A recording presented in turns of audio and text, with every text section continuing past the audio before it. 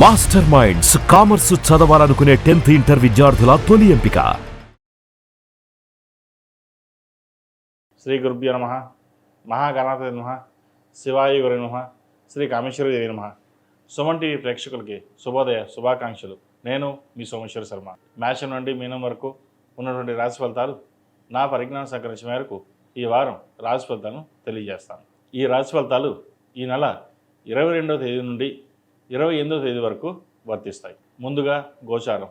మేషంలో శుక్రుడు, మిథునంలో రవి బుధ గురువులు, సింహంలో కుజకేతువులు, కుంభంలో రాహు, మీనంలో శని. అలాగే చంద్రుడు మేషం, వృషభం, మిథున రాశుల్లో సంచారం. తదుపరి ధనుసు రాశి. ధనుసు రాశి వారికి ఈ వారం అనుకూలంగా ఉంది. వ్యాపార అభివృద్ధి బాగుంటుంది. రావాల్సిన బెనిఫిట్స్ ఏవైతే ఉన్నాయో వారికి ఈ వారం వస్తాయి.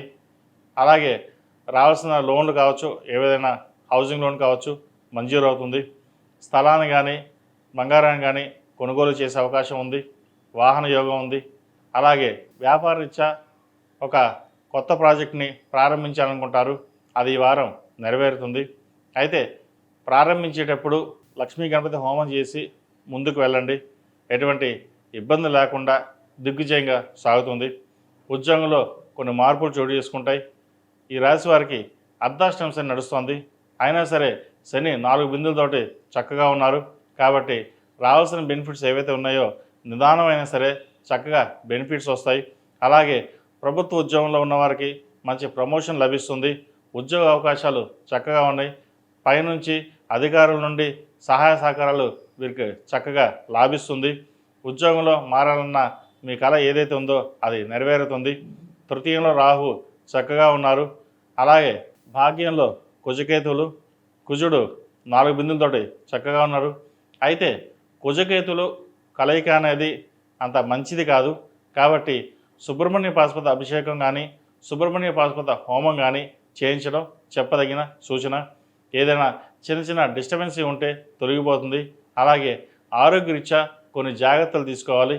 ఆరోగ్యపరంగా చిన్న చిన్న డిస్టర్బెన్స్ కావచ్చు, కడుపు సంబంధించి కావచ్చు, అసిడిటీ, గ్యాస్ట్రిక్, అలర్జీ ఇటువంటి సంబంధించిన విషయ వ్యవహారాలు కొన్ని జాగ్రత్తలు వహించవలసిన పరిస్థితి గోచరిస్తుంది. అలాగే విద్యార్థులకు ఈ వారం చాలా అనుకూలంగా ఉంది. మంచి సీట్ లభిస్తుంది. అలాగే ఏదైనా యూనివర్సిటీ మారాలన్నా, కాలేజ్ మారాలన్నా ఆచితూచి వ్యవహరించండి. సీటు సంబంధించిన విషయ వ్యవహారాల మటుకి చాలా చక్కగా, చాలా జాగ్రత్తగా ఆలోచించి నిర్ణయాలు తీసుకోవాలి. అది మంచి కాలేజా, మంచి యూనివర్సిటీ కాదా, అవునా, ఇది విదేశాల్లో కావచ్చు లేదా ఇక్కడ ఇండియాలోనే కావచ్చు, ఏదైనా సరే ఎక్కడైనా సరే అది బాగుంటేనే వెళ్ళండి.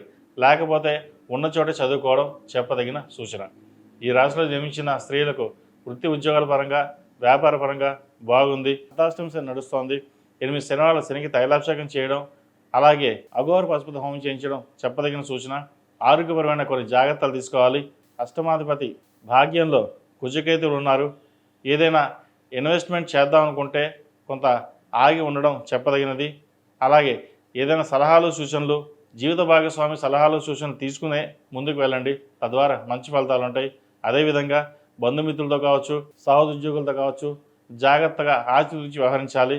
లేకపోతే ఇబ్బంది పడే అవకాశం గోచరిస్తోంది. అదేవిధంగా ప్రభుత్వపరమైన ఉద్యోగం కోసం ప్రయత్నిస్తున్న వారికి మంచి అవకాశాలు కలిసి వస్తాయి. రాత పరీక్షలు బాగా రాణించగలుగుతారు. ఏదైనా సరే ప్రభుత్వ ఉద్యోగం సంపాదించాలి అన్న మీ తపన ఏదైతుందో అది ఈ వారం నెరవేరుతుంది. ఈ రాశివారు ప్రతిరోజు ప్రతినిత్యం ఓం నమో నారాయణ ఒత్తుతో దీపారాధన చేయడం, మంగళవారం నాడు, శుక్రవారం నాడు అమ్మవారికి కుబేర కుంకుమతోటి పూజ చేయండి. ఏదైనా ధనం రావాల్సి లేదా ఆగిపోయి ఉంటే అది కొంత వరకు ముందుకు వెళ్ళే పరిస్థితి గోచరిస్తుంది. ఏదైనా సరే కర్మానుసారమే ఉంటుంది. మన కర్మకి మనమే బాధ్యులం కాబట్టి ధర్మబద్ధంగా నడుచుకోవడం అనేది చెప్పదగిన సూచన. ఈ రాశిలో జన్మించిన వారికి కలిసి వచ్చే సంఖ్య 4, కలిసి వచ్చే రంగు తెలుపు. ఏదైనా పని మీద బయటకు వెళ్ళేటప్పుడు సోమవారం కానీ శుక్రవారం కానీ వెళ్ళండి. మంచి ఫలితాలు సంప్రాప్తిస్తాయి.